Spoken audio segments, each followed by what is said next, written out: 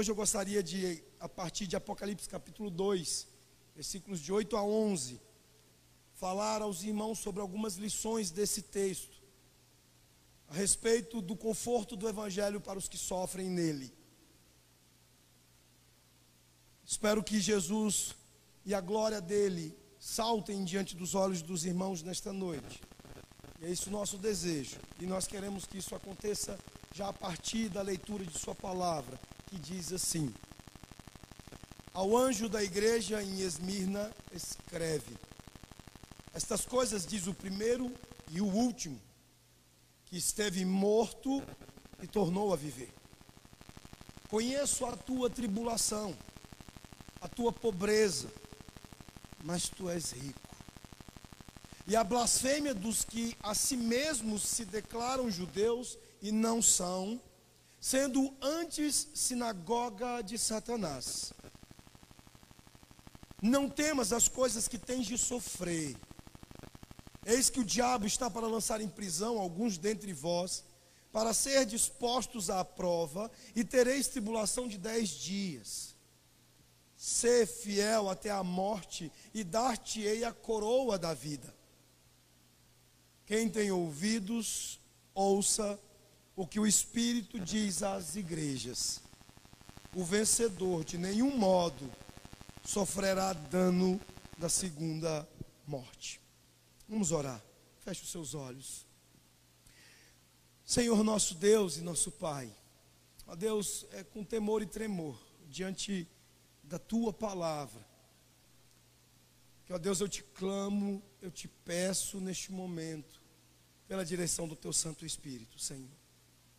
Ó Deus, que ele suplante, ó Deus, se eleve acima da limitação do mensageiro, e que ele revele Cristo aos teus filhos.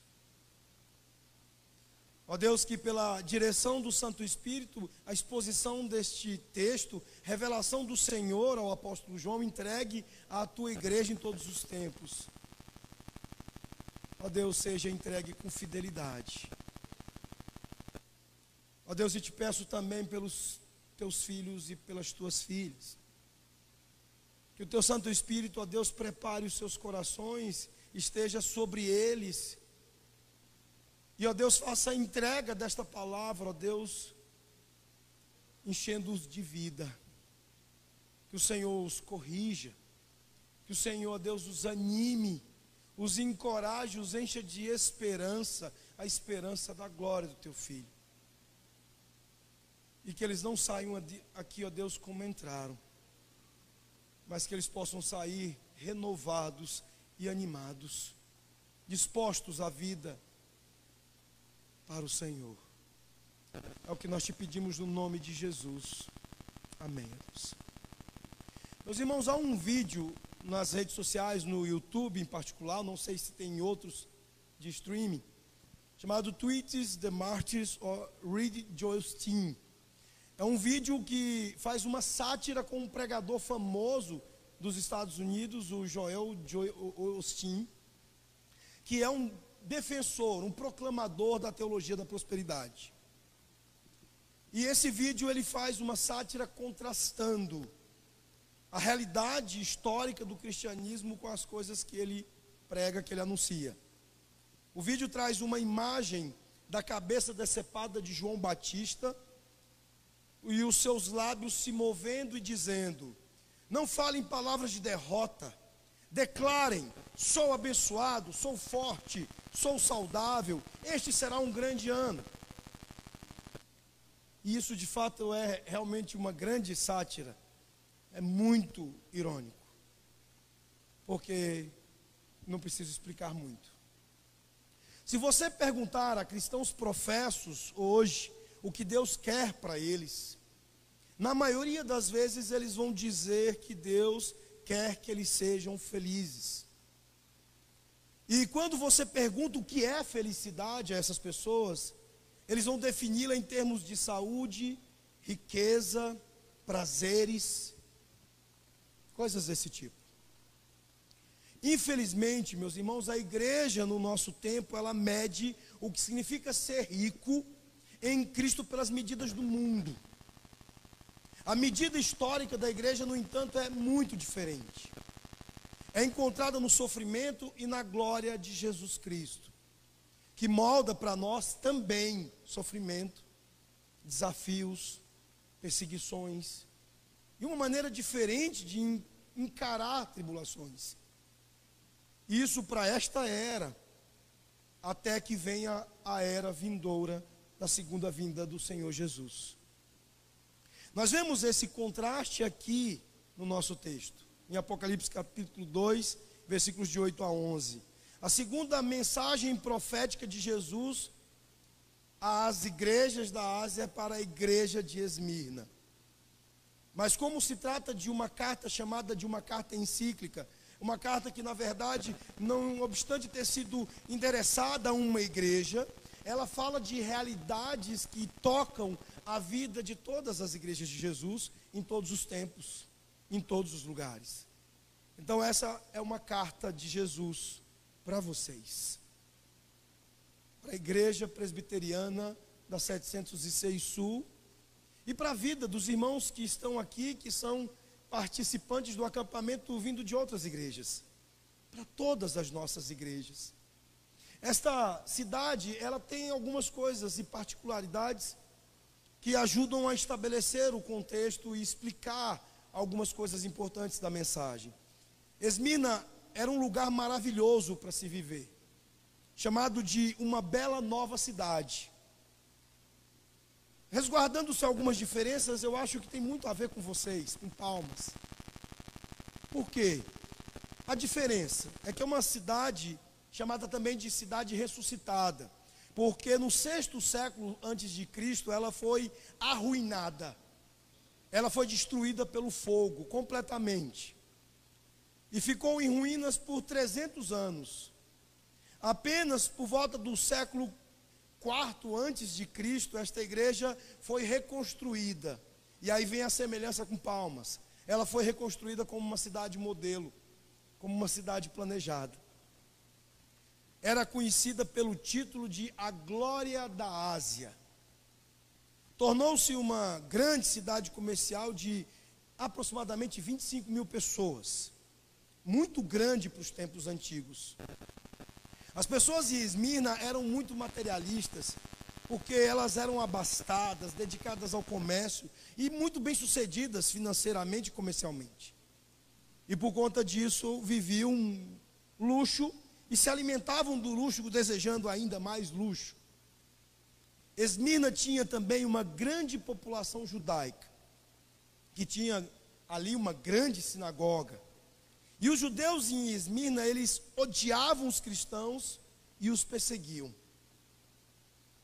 Jesus chamou esta assembleia, desta sinagoga, de uma sinagoga de Satanás. É essa a referência que o texto faz. Acima de tudo, Esmirna era um centro para o culto ao imperador. Uma prática desses tempos, desses dias lá. A religião oficial de Roma era essa, a adoração ao imperador. E o espírito de Roma era fortíssimo na cidade de Esmirna. César é o Senhor. Era credo da cidade necessário para a política, para o comércio e para as guildas.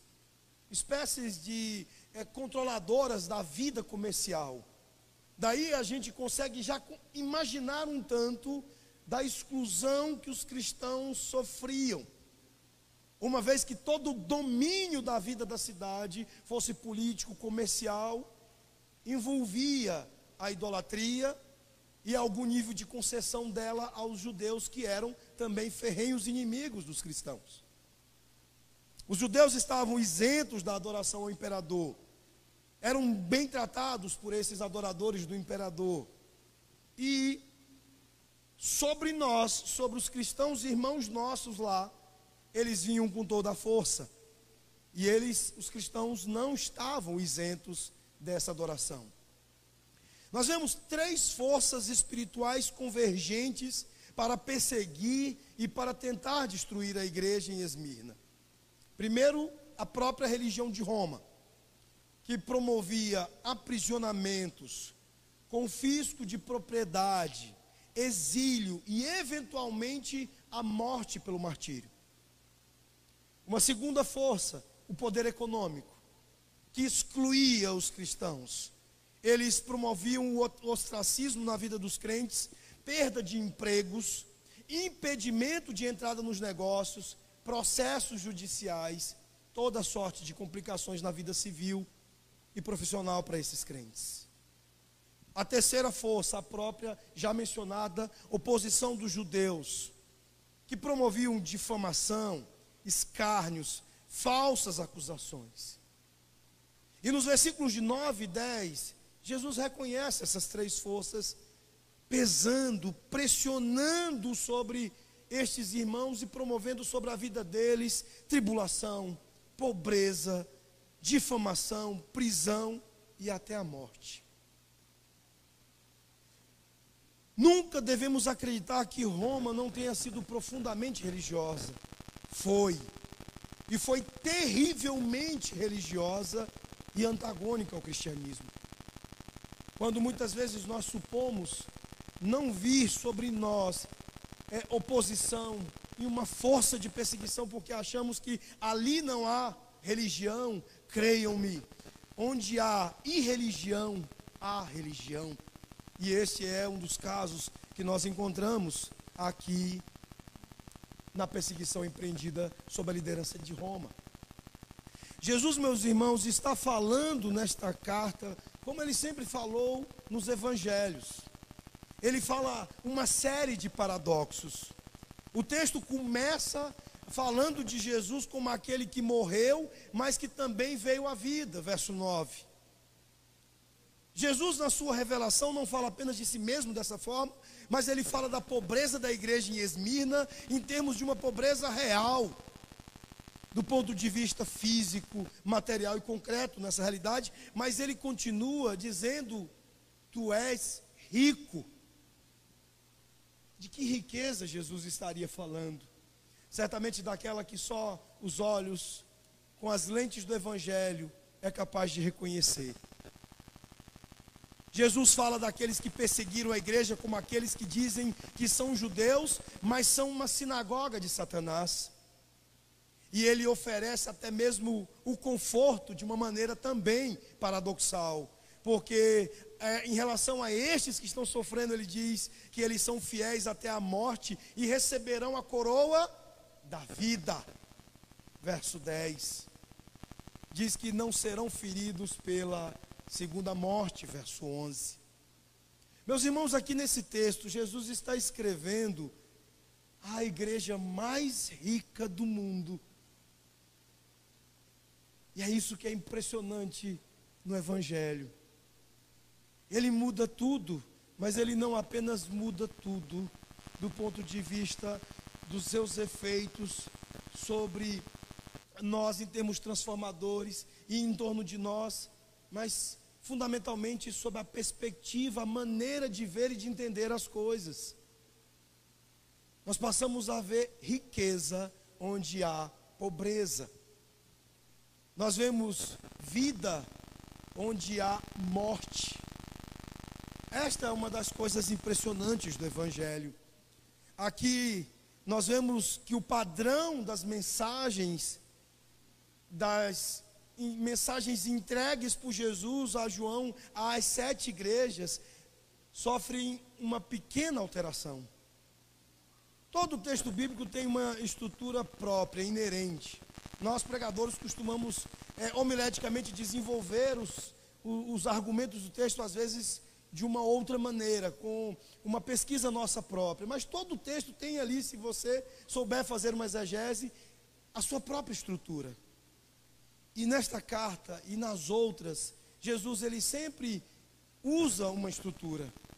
Ele apresenta a sua identificação, ele faz uma advertência severa, um alerta, ele elogia a igreja e ele faz uma promessa a esta igreja. Aqui, diante da igreja mais rica do mundo, Jesus suprimiu a advertência. Ele se identifica, ele elogia e ele vai direto para a promessa. Isso é emblemático, e nós vamos daqui a pouco falar um pouco mais sobre isso. Olha o versículo 8 novamente comigo. Ao anjo da igreja em Esmirna escreve: estas coisas diz o primeiro e o último, que esteve morto e tornou a viver. A identificação de Jesus, que começa essa carta, meus irmãos, ela é nuclear, fundamental, para entendermos a natureza consoladora do Evangelho. O Evangelho é o próprio Senhor Jesus. É Ele, sua vida, seu ministério, seus ensinos, a sua obra. Mas nós podemos dizer unicamente que o Evangelho é, e os cristãos nessa cidade, eles estavam precisando do encorajamento de Jesus. Em sua tristeza terrena, em seus sofrimentos. E é assim que ele se identifica nos seus modos pastorais. Ele diz o primeiro e o último, que morreu e voltou à vida. Quando ele se identifica como o primeiro e o último, Jesus está encorajando os herminianos com a verdade de que ele é o governante eterno e ele é o soberano da história da humanidade e que ele estaria com o seu povo. Por isso ele é o primeiro e o último. E estaria com eles naquele momento, o presente deles em seus sofrimentos. Mas ele também estava com eles no passado e ele estaria com eles no futuro. Jesus, diante do nosso sofrimento, ele é o preenchimento de toda a nossa vida. Isso não se pode igualar em termos de consolo. O Evangelho nos consola, meus irmãos, diante de todos os desafios que Ele mesmo acaba por trazer às nossas vidas, porque a palavra diz que aqueles que querem viver piedosamente haverão de, nesse tempo, até a vinda da glória, serem perseguidos. Mas Jesus consola cada um dos seus, pondo-se diante deles como bom pastor e dizendo-lhes: eu sou o primeiro e o último. Eu estou com você no seu presente, mas eu estou com você no seu passado, e eu estarei com você no seu futuro. Lembre-se que isso já foi feito por Jesus em vários momentos, nos evangelhos, e aqui em Apocalipse capítulo 1, versículo 17, ele também já havia feito o mesmo apontamento. Volte comigo para o capítulo 1, veja o verso 17. Quando o vi, caí a seus pés como morto. Porém ele pôs sobre mim a mão direita, dizendo: não temas, eu sou o primeiro e o último. Eu sou o preenchimento da sua história. Eu sou o soberano e governante da sua história. Estas mentes que entendem estas coisas estão sendo levadas lá para Isaías, capítulo 44, verso 6, e 48, verso 12, e ainda mais atrás para Êxodo 3, onde o Senhor encorajou Israel em vários pontos de sua vida de sofrimento, com este mesmo tipo de identificação. Eu sou o Senhor da história de vocês. É assim que o Evangelho nos consola. Ele mostra-nos Jesus diante de nós em pé, dizendo: eu sou o seu Senhor, não sou apenas o seu Salvador. Eu não sou apenas o meio pelo qual você não vai para o inferno, mas eu sou o Senhor, o governante, o soberano da sua vida. O seu presente está em minhas mãos, assim como o seu passado esteve e o seu futuro está. Jesus está dizendo à sua igreja: olha, vocês estão passando pelo fogo agora, mas eu estou bem aqui segurando a sua mão. Há uma história que eu contei no acampamento de uma médica que trabalhava em meio a um trabalho missionário que oferecia serviço médico e muitas outras coisas. Um dia uma tribo violenta africana invadiu o acampamento deles, matou homens, estuprava mulheres. E essa médica, enquanto estava sendo estuprada, ela dizia: Senhor, por que tu me abandonastes aqui? E naquele mesmo momento o Espírito aqueceu seu coração e lhe fez entender: filha, eu não te deixei, eu estou aqui contigo, sofrendo o mesmo abuso que você. O Senhor Jesus coloca-se diante de nós para nos confortar, dizendo que Ele é o primeiro e o último, Ele é o Senhor das nossas histórias. Console-se com isso. Estenda a mão para Ele, porque Ele tem a mão estendida para você, para consolar você, fazendo você entender isso. E quando Ele se identifica como aquele que morreu e voltou à vida, Jesus ele está encorajando essa igreja sofredora, que Ele também experimentou tudo o que eles estavam experimentando, até o ponto de sua morte, mas também que depois Ele foi ressuscitado e Ele recebeu glória. Jesus não apenas está dizendo: olha, eu sou o Senhor da sua vida, mas Ele é profundamente um pastor empático. Ele diz: eu sei o que você está passando, eu sei qual é a sua dor. O Senhor é compaixão e pura compaixão, porque Ele é um Senhor que sabe o que é sofrer. Uma criança bem novinha teve que ser internada às pressas em um hospital. E como o seu estado de saúde piorou, os médicos tiveram que introduzir uma agulha na veia dela, de um de seus frágeis bracinhos. E isso certamente é muito doloroso. A enfermeira levou cerca de 15 minutos e fez 3 tentativas até encontrar o melhor ponto onde introduzir a agulha na veia daquela criança. Durante todo o processo, a mãe da criança não podia fazer nada mais do que chorar com a criança, enquanto a segurava com todo o amor que as mães têm. Ela sabia ser absolutamente necessária de estar junto de seu filho durante todo aquele processo. Conosco, pessoas adultas, muitas vezes acontece o mesmo. Nós temos que sofrer, suportar dores na vida, visando um objetivo qualquer que seja melhor para nós, porque o Senhor sabe e faz tudo para o bem daqueles a quem Ele ama. Jesus ele também teve que suportar uma dor extraordinariamente grande, visando um grandioso objetivo, que era a salvação do mundo.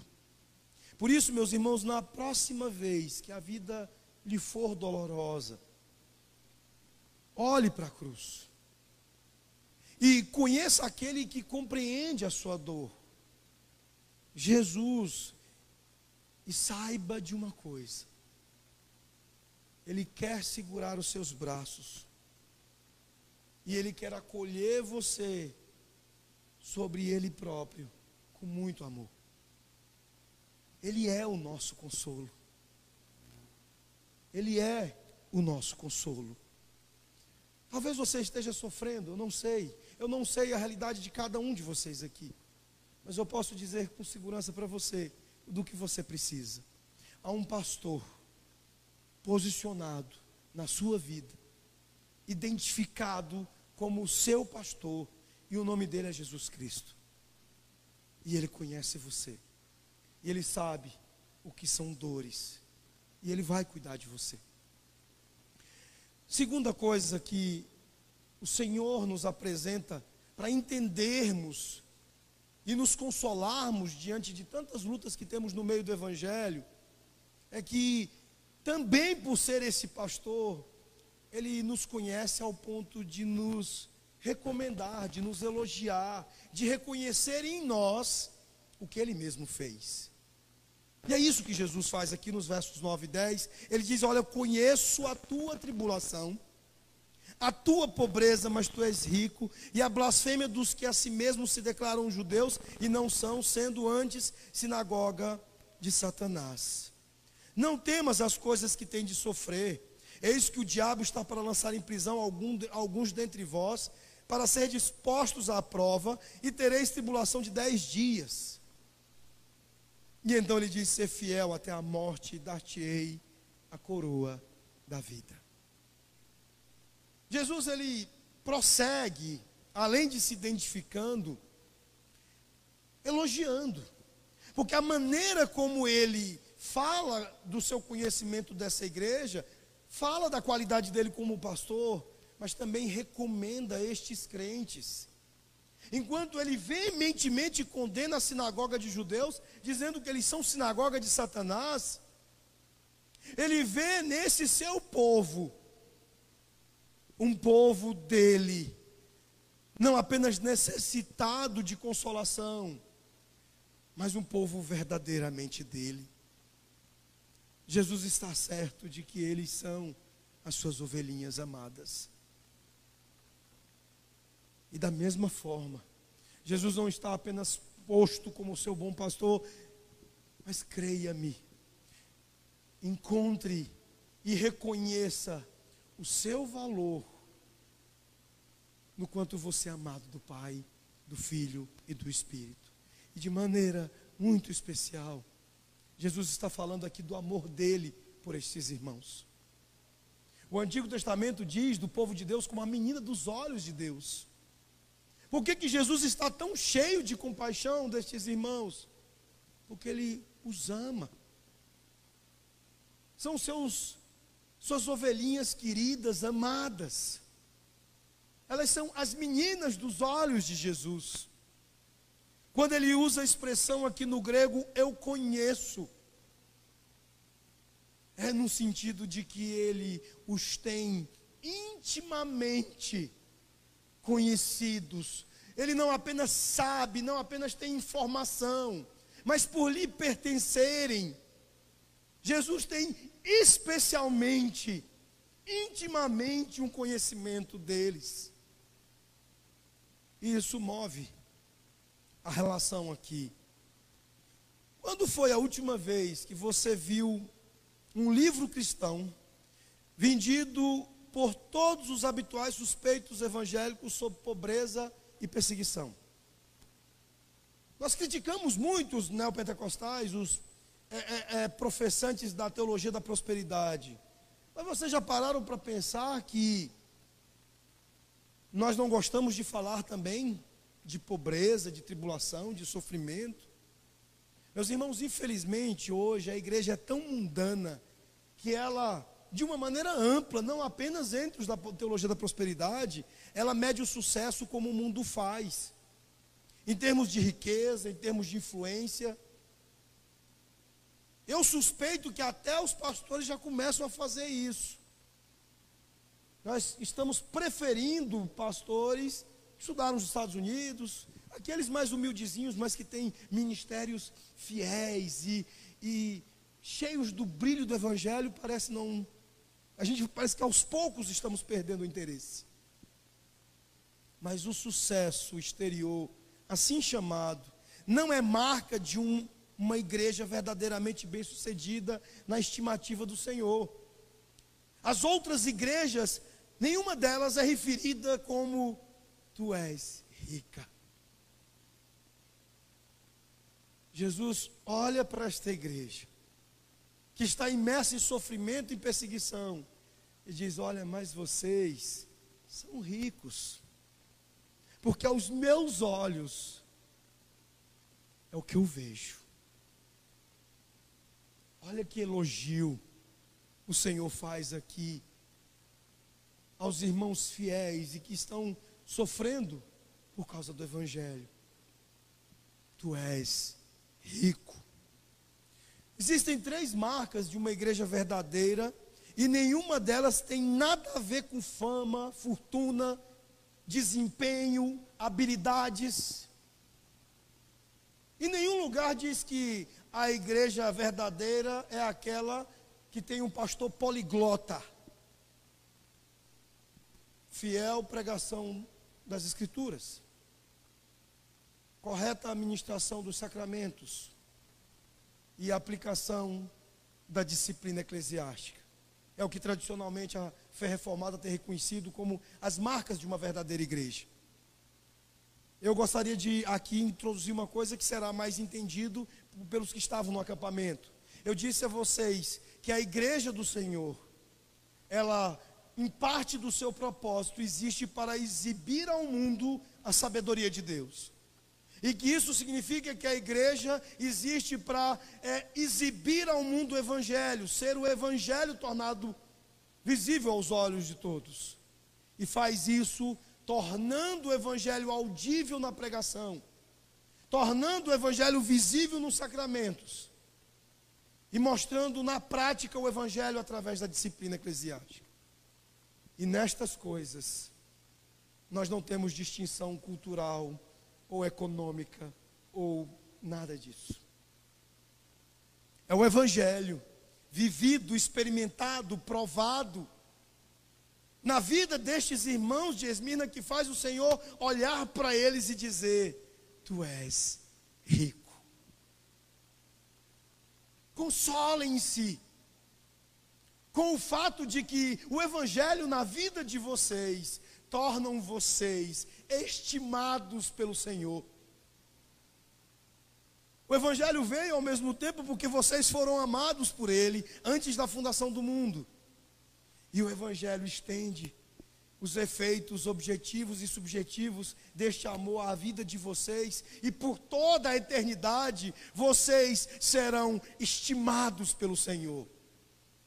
Nós temos um pastor que é o nosso consolo, mas devemos nos consolar também com o fato de que o seu grande amor, a sua grande estima, o seu olhar sobre nós é absolutamente especial. Ah, meus irmãos, como Jesus é especial. Jesus elogia esta igreja em sua pobreza e em seu sofrimento. E uma igreja que certamente estava precisando da sua identidade no evangelho. Porque a ascensão na cultura romana significava participar de seu culto, participar da adoração do imperador, do império. E como eles não fariam isso por serem fiéis, eles escolheram ser pobres. Eles optaram por estar fora do comércio. Eles optaram por não participar do dinheiro manchado de sangue do império. Eles sabiam que aquilo que Paulo disse aos coríntios era, na verdade, tudo sobre a vida deles. Não muito sábios, não muito poderosos, não muito de nobre nascimento, mas Deus escolheu os tolos, os fracos e os desprezados. Eles sabiam que aquilo que Tiago disse era verdade a respeito deles. Não escolheu Deus os que para o mundo são pobres, para serem ricos em fé e herdeiros do reino que Ele prometeu aos que o amam. Tiago 2:5. Em contraste com essa pobreza deles, experimentada grandemente por causa da fidelidade ao evangelho, Jesus diz: mas você é rico. Paulo disse sobre o ministério apostólico dele, que ele deveria ser considerado pobre, mas enriquecendo muitos, como não tendo nada, mas possuindo tudo. Lá em 2 Coríntios capítulo 6, verso 10. Mas e nós hoje? Você sabe o quão você é rico hoje? Mas isso não é, meu irmão e minha irmã, uma riqueza mundana. Não é uma grandeza mundana. Não é uma realização mundana. É aquela que acontece no evangelho, por causa dele. Como Paulo diz em outro lugar: eu considero tudo como perda por causa do extraordinário valor de conhecer a Jesus Cristo, meu Senhor. Por causa dele eu sofri a perda de todas as coisas e considero-as como lixo para ganhar a Cristo. Filipenses 3:8. E o que significa perder tudo e ganhar a Cristo? Filipenses 3:9 responde: não tendo uma justiça própria, que vem da lei, mas aquela que vem pela fé em Cristo, a justiça de Deus que depende da fé. A autojustiça, meus irmãos, é um negócio sutil, como são todas as coisas da vida auto-orientada, como é a autoexaltação, a pessoa gavola, não sei se vocês conhecem a expressão como assim, a pessoa gavola, ela não percebe que ela é gavola, o autorreferente que vive falando de si mesmo. Da mesma maneira, aquele que vive em autojustiça não percebe o quanto ele confia no próprio desempenho e o quanto ele compromete a relação vital com Jesus, a sua vida cristã em alegria e poder, por confiar exclusivamente em Jesus, no que ele fez, no que ele faz. E é isso que Paulo quer. Ele que tinha um passado enfiado, imerso na autojustiça, no legalismo, ele quer perder tudo para ganhar Cristo, para viver profundamente na confiança em Jesus. Porque ele sabia que esta era a coisa que valia muito mais do que $1 milhão.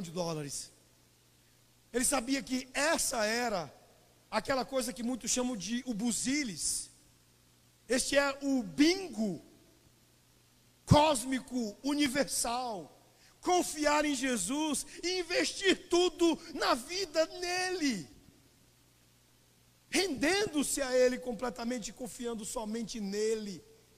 E não na carne, e não em habilidades, e não em conhecimentos. Você conhece o paradoxo de perder a si mesmo e ao mundo, mas ganhar a Cristo e ao céu? Este é um segredo que vale muito mais do que $1 milhão. Jesus também elogia esta igreja em sua perseguição. O que você acha, o que você pode não saber é que esta antiga cidade de Esmirna é agora conhecida como Izmir, uma cidade turca. Há pastores reformados nessa cidade. Lá tem cristãos fazendo estudos bíblicos com vários jovens muçulmanos, mas correndo um tremendo risco de vida. Em 2007, havia um pastor de linha reformada estudando com jovens lá a Bíblia. E havia muçulmanos planejando um assassinato. Em 2007, quando eles estavam no estudo bíblico, eles foram atacados, foram amarrados e torturados. E 3 cristãos sofreram por 3 horas, até finalmente terem as suas gargantas cortadas. Vários anos antes do governo turco declarar que os cristãos evangélicos eram uma ameaça ao Estado, em igualdade de condições com a Al-Qaeda, estas coisas estavam acontecendo. De volta ao primeiro século, a perseguição cristã começou lá, não em Izmir, mas em Esmirna, com a calúnia daqueles que dizem que são judeus e não são, mas são uma sinagoga de Satanás. Havia animosidade das sinagogas dos judeus contra aqueles que viam como uma ameaça à sobrevivência do judaísmo. E parece que isso continua sendo uma coisa hoje. Todos quantos representam um questionamento à fidelidade às Escrituras são prontamente atacados. Sempre que alguém acusar alguém no cristianismo, analise os argumentos dos dois lados e olhe para a Escritura. Os bereanos examinaram até mesmo o que Paulo dizia. E eles sabiam que eram tempos difíceis, de grande profusão e difusão de acusações de vários lados. Enquanto Paulo estava lidando com os falsos mestres, certamente os falsos mestres estavam empreendendo todos os seus esforços para aniquilar a credibilidade dos apóstolos. E Jesus diz aqui que esses judeus que eram etnicamente judeus, mas não eram espiritualmente judeus porque rejeitaram Jesus como seu Messias, eles são sinagoga de Satanás. Ecoando as palavras de Jesus lá em João 8, onde depois que os fariseus disseram que Abraão era seu pai, Jesus disse a eles: na verdade vocês são a descendência de Satanás. João 8:33. De fato, meus irmãos, alguns judeus em Qumran, que escreveram os manuscritos do Mar Morto, chamaram o restante dos judeus de congregação de Belial. Até dentro do próprio judaísmo havia consciência de que as coisas estavam muito erradas. Jesus não apenas elogia esses irmãos sofredores, mas também ele encoraja e consola. Não tema o que você está prestes a sofrer. E ele diz que o diabo vai lançar alguns na prisão, para que sejam testados por 10 dias de grande tribulação, e que alguns, inclusive, irão morrer. Mas existem 3 princípios simples de sofrimento que Jesus ensina aqui ao consolá-los. O primeiro, o sofrimento é um teste. Cuidado. Ele diz para que sejam testados. O que isso testa? A nossa fé. Como 1 de Pedro 1 e Tiago 1 nos ensinam, ou como os evangelhos nos ensinam. Quando, por exemplo, Jesus estando ali com os discípulos na embarcação, eles tomados de pavor, não entendem que tudo é um teste.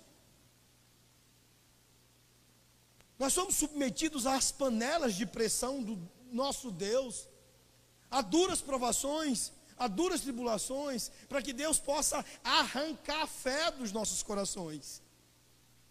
É para saber se de fato nós confiamos nele. Às vezes a gente faz isso com os nossos filhos, eu faço com os meus meninos. Eu quero saber, às vezes, o quanto eles são dependentes de mim, e isso é um pouco perigoso em muitos momentos, porque o pequenininho, o Noah de 4 anos, ele é pura audácia. E às vezes eu vou para a chácara e deixo ele solto, para ver se ele vem para perto, testando a confiança ou o senso de necessidade dele. Aí um moleque de repente aparece na minha frente segurando uma pedra enorme, não sei como é que levantou. Me lembra a história de um pastor que faz isso também lá em Brasília, o reverendo Roberto Branquinho, e disse que o filho dele apareceu com uma cobra, segurando a cobra. E assim ficamos com o coração na mão. Mas nós precisamos entender que a nossa dependência dos nossos pais é pequena, comparada à nossa necessidade de depender de Deus. Enquanto nós podemos nos atrever um pouquinho longe dos nossos pais, e para os meninos é até bom, porque ficam mais machinhos. Enquanto diz respeito ao nosso Senhor, a confiança tem que ser permanente. E por isso somos testados, para ver se há permanência da nossa fé. Em segundo lugar, o sofrimento ele dura apenas por um período de tempo. Diz aqui, olha, por 10 dias vocês terão tribulações. Agora, no Antigo Testamento, você pode lembrar quem foi testado por 10 dias? João está atraindo encorajamento para estes irmãos a partir do exemplo de Daniel, Ananias, Misael e Azarias, que também sofreram por 10 dias lá em Daniel. Por isso que é tão importante o Antigo Testamento para entendermos o livro de Apocalipse. Em terceiro lugar, o sofrimento resulta em glória. Eu lhe darei a coroa da vida. A coroa de Estéfanos, ou a coroa dos vitoriosos, era uma coroa de flores que era colocada na cabeça do vencedor após uma vitória. Como diz Paulo lá em 2 Timóteo 4, 7, 8, eu terminei a corrida, daqui em diante para mim está guardada a coroa da justiça. Meus irmãos, o nosso trajeto de corrida é uma vida de sofrimento, de provação, semelhante a um parque de diversões ou uma montanha-russa, sobe e desce. Às vezes são gargalhadas, momentos de grande alegria, e outras vezes nós vomitamos. Outras ficamos tontos, e eu vi esses dias um vídeo no YouTube mostrando pessoas em parques de diversões, e é hilário e engraçado o fato de quantos desmaiam. E de fato a vida nos proporciona dessas alternâncias todas. Mas Tiago 1,12 diz: bem-aventurado o homem que permanece firme no rastro. Quando tiver resistido à prova, receberá a coroa da vida. Mas eu quero aqui fazer algumas advertências importantes para vocês. Nós devemos esperar, preparar-nos e ensinar nossos filhos a sofrer com e por Cristo. O sofrimento por Cristo é auxiliar da fé em Cristo. Lembre-se que não podemos evitar a perseguição, a tribulação, o sofrimento, porque a fé em Cristo nos atrai para a vida de Cristo, e na vida de Cristo nós temos cruz e ressurreição.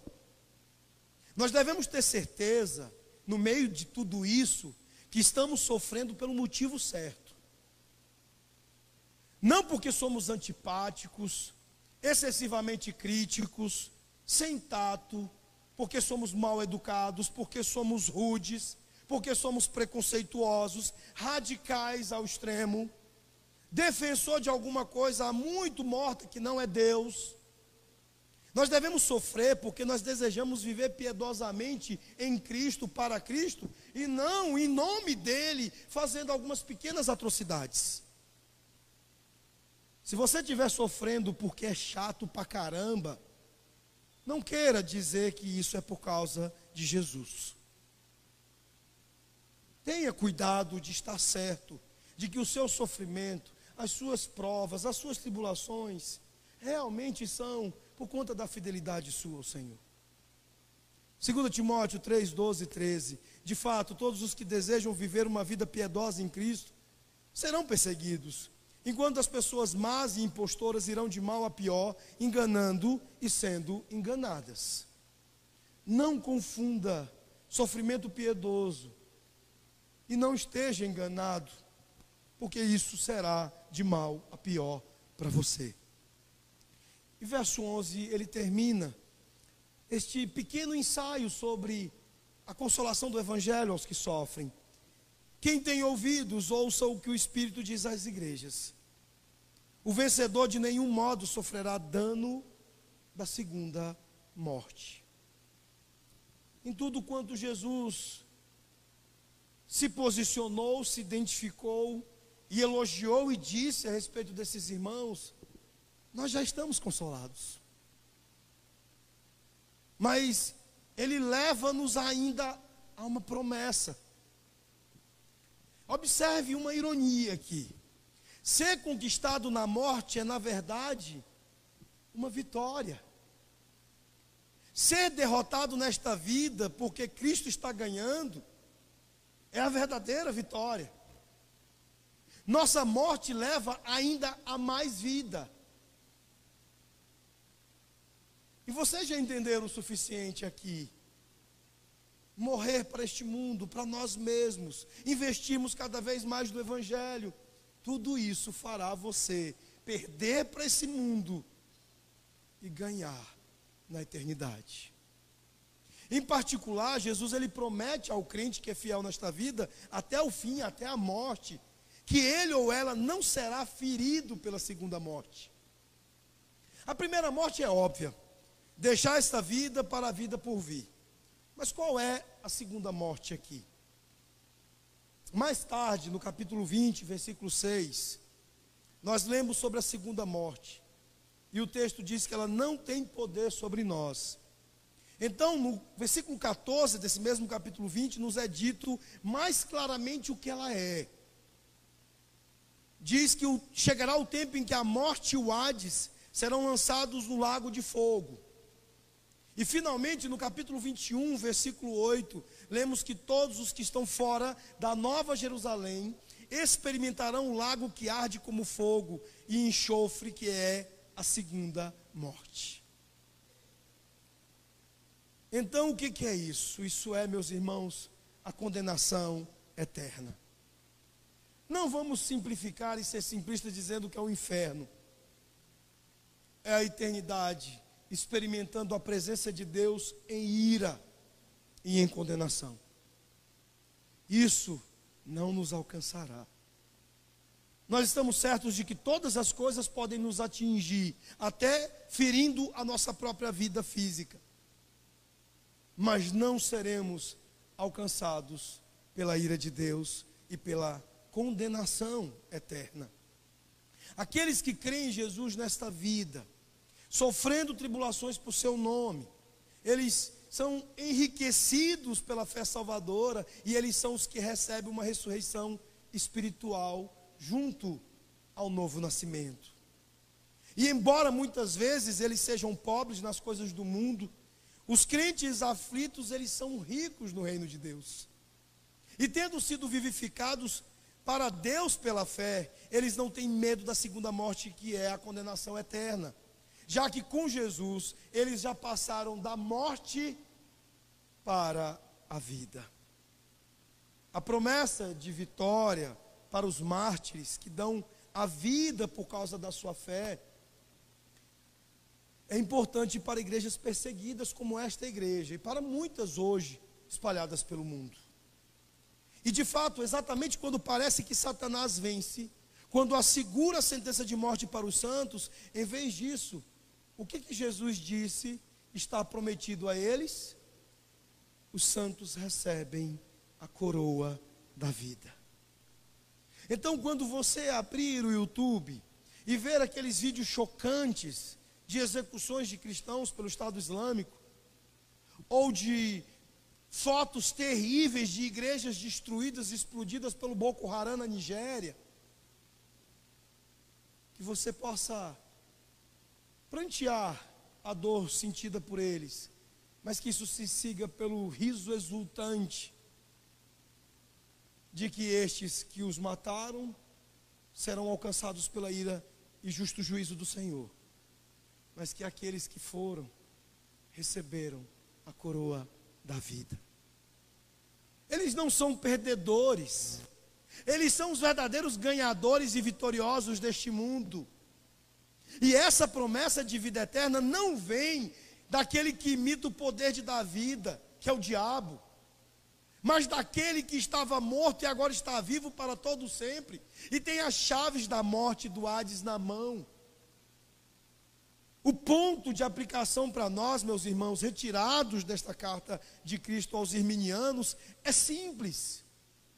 Não importa o que Satanás possa fazer conosco, mesmo que ele nos force a viver na pobreza, mesmo que ele gire o governo contra nós, mesmo que faça com que outras religiões nos caluniem, mesmo que ele tire as nossas vidas, ele não pode vencer. Satanás, ele pode tirar os nossos bens materiais, mas em Jesus Cristo nós temos todas as riquezas do céu. Satanás, ele pode virar o Estado contra nós, como quase aconteceu com os bolivianos, mas Jesus Cristo é nosso rei, e para ele as nações são apenas uma gotinha no balde. Satanás, ele pode mentir sobre nós, ele pode nos caluniar, mas Jesus Cristo repreende e retira nossos trapos imundos e veste-nos com a sua justiça e com a sua reputação. Satanás, ele pode tirar as nossas vidas, mas se o fizer, nós voltaremos à vida com Cristo e nós reinaremos junto com ele por toda a eternidade. Este é o consolo do Evangelho aos que sofrem. E é muito simples. E qual é a promessa de Cristo para nós hoje? Que nós realmente podemos levar para o túmulo. Que apesar de todos nós morrermos fisicamente, que é a primeira morte, se colocarmos nossas vidas nas mãos de Jesus Cristo, não experimentaremos a morte eterna. Foi o conhecimento de sua libertação da sua segunda morte que encorajou Policarpo de Esmirna. E ele deu um testemunho tão ousado diante da sua morte, e seu corpo em chamas, que você precisa saber. Quando esse bispo recusou a trair Jesus e adorar César, o procônsul o ameaçou com o terror das chamas e ele respondeu: você me ameaça com o fogo que queima por um tempo e é rapidamente extinto, pois você não conhece o primeiro que aguarda os ímpios do julgamento, que está por vir com o castigo eterno. Eles apontam contra a nossa vida, achando que irão por fim em nós, mas não tem noção do canhão cósmico que está apontado para eles e que passará toda a eternidade os matando. Em Cristo Jesus nós somos ricos. Em Cristo Jesus nós somos vencedores. Em Cristo Jesus nós nunca enfrentaremos a segunda morte. Em Cristo Jesus nós já temos assegurada a coroa da vida. Portanto, quem tem ouvidos, ouça o que o Espírito diz às igrejas. Você é a igreja mais rica do mundo, 706 Sul e adjacências. Creiam nisso. E que Deus console o coração de vocês. E que vocês possam abraçar o Evangelho com ousadia, com destemor. E que vocês possam proclamar o nome de Jesus nessa cidade sem medo de nada nem de ninguém. Deus esteja com vocês. Feche os seus olhos, curve a sua fronte e vamos orar. Senhor, nosso Deus e nosso Pai, bendito a Deus seja o teu nome. Ó Deus, graças te damos, Senhor, pelo teu evangelho, pela tua palavra, pela revelação de Cristo, a revelação da tua glória, Pai, que nos consola, que nos anima e que nos encoraja. E eu te peço que o teu Santo Espírito aplique aos corações dos teus filhos, filhos e filhas do Senhor, amados de Jesus desta igreja, todas as coisas que o Espírito nos expôs, através da revelação do Senhor Jesus dada a João, que os seus corações sejam vibrantemente dedicados ao Evangelho. Te peço de maneira especial pelos jovens que estiveram conosco nesses dias no acampamento, que o Senhor os tenha em suas mãos, que seus corações sejam tratados pelo Senhor, avivando-os, animando-os, encorajando-os, para que amem Jesus, e para que gastem as energias e a força da sua juventude para o Senhor Jesus. É o que nós te pedimos no nome dEle, o nosso amado Salvador, o amado de nossas almas. É unicamente no nome dEle que nós oramos, confiados unicamente na sua mediação perfeita. Amém.